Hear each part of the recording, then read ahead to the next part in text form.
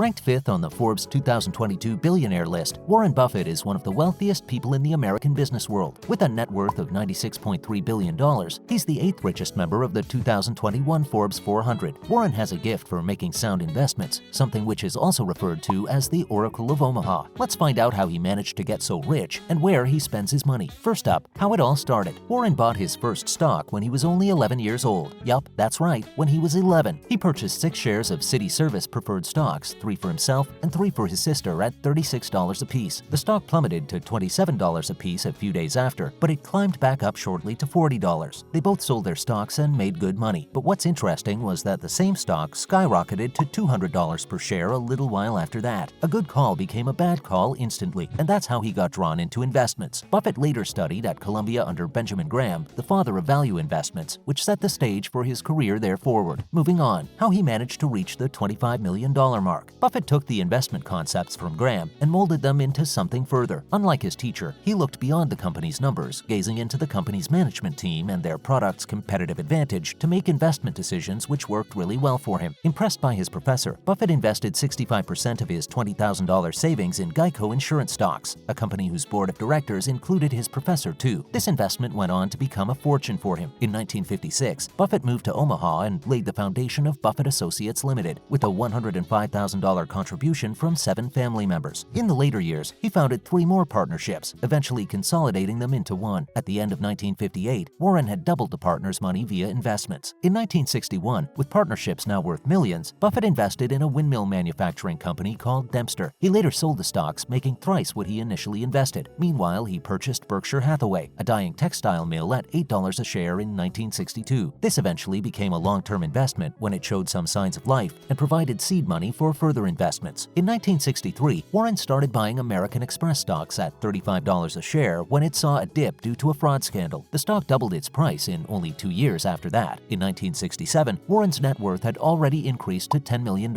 At the same time, American Express stock bought at $35 a piece had skyrocketed in value to $180 a share. Upon offloading, the partnership earned a profit of $20 million against a $13 million investment in American Express. 1968 came out to be the most successful year for Buffett when his partnership earned about $40 million, bringing its total value to $104 million. In 1969, he closed the partnership with a personal worth of $25 million.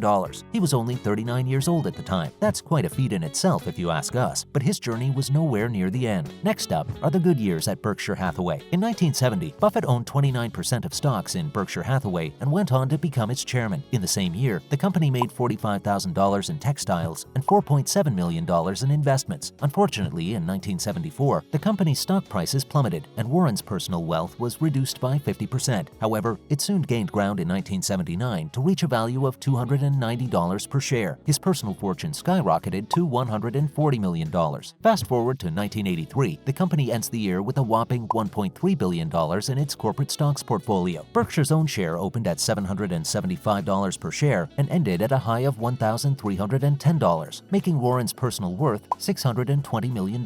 That year, he also made it into the Forbes list for the first time. Towards the year's end, he purchased Nebraska Furniture Mart for $60 million, which made him insane amounts of money in the years to come. And now, the closing of Berkshire Hathaway textile mills. In 1985, Warren shut down Berkshire's textile operations but kept the name for his investment company. A year later, Berkshire stock reached an all-time high, breaking $3,000 per share. Before Warren could even celebrate, the crash in October made the company lose 25% of its value, dropping from $4,230 per share to $3,170. He lost $342 million personally as a result. See, Warren had his bad days too, but he never stayed down. In 1988, he began buying Coca-Cola stocks, eventually owning 7% of the company for $1.02 billion. In 1989, Warren was back on the top of his game as Berkshire stocks boomed from $4,800 a share to $8,000, with his personal net worth estimated to be around $3.8 billion.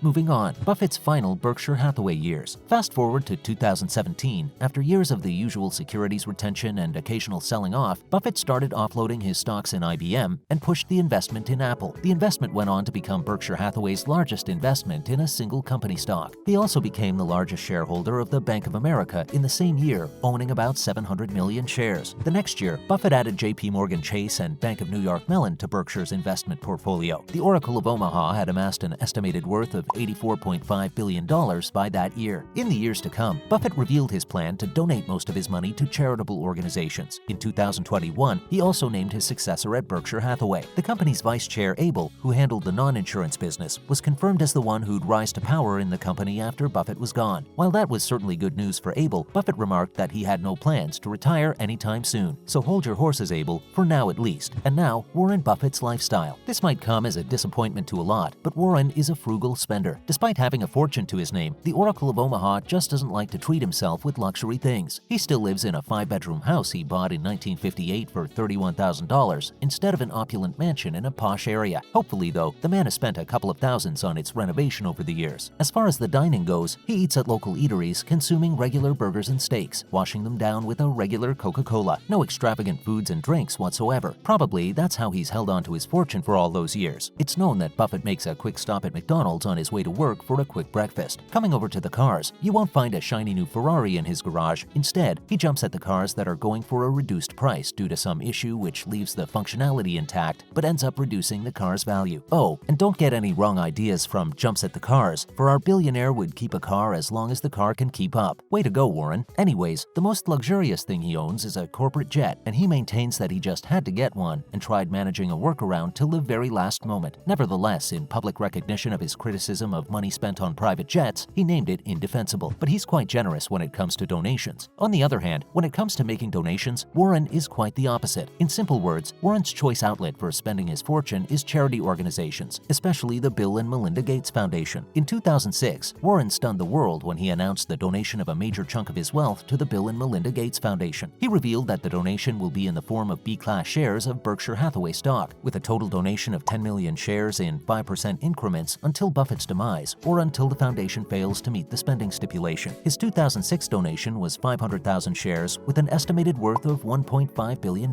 That's huge indeed. What's more interesting is that the total donation is estimated to be worth $37 billion, valued at the 2008 share price. Buffett also donated 1 million shares evenly to 3 charities being run by his children. An additional 1 million shares donation was made to a charity foundation being run in the honor of his first wife. Although his donations, especially the one with the Bill and Melinda Gates Foundation, shocked the entire world, Warren's donation spree was never something new. He had been giving to the less fortunate throughout his career via Buffett Foundation. He's never believed in dynastic wealth, and rightly so, considering so many people around the world find it super difficult to get their hands on 3 proper meals per day. Therefore, Warren spends only as much as required on himself and distributes the rest to those who really need it. He's indeed a man who takes every step in the most calculated manner, not only in business, but in every walk of life. And we have to say, we need more like him. That's a wrap for this video. What do you think about Warren's business acumen and his spending habits? Let us know in the comments below. Make sure to give this video a thumbs up and subscribe to our channel for more videos like this. See you at the next one.